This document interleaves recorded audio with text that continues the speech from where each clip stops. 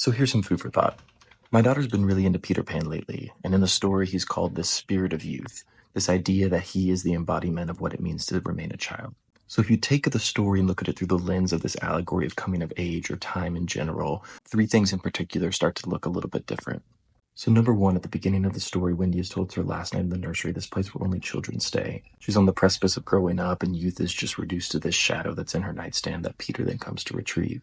So it makes sense why when he shows up and Wendy tries to give him a kiss, Tinkerbell is so upset. Because what thrusts someone into adulthood from adolescence quicker than their first romantic attraction? And in the play, what ends up happening is Wendy gives him a kiss, which is actually just a thimble, this symbol of sewing, housekeeping, domesticity, things that were so important to womanhood at the time. She's effectively foregoing and handing over this piece of adulthood to Peter, the spirit of youth.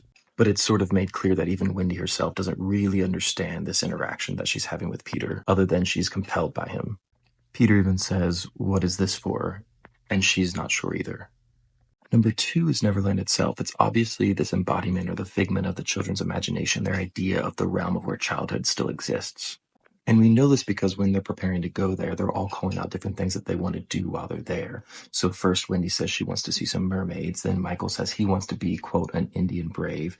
John then says he wants to fight some pirates, which coincidentally are the exact three things, the only defining things, in fact, about the island of Neverland. But what I want to focus on specifically are the pirates, because in most major adaptations, Captain Hook is always played by the same actor or voice actor of Mr. Darling, the children's father.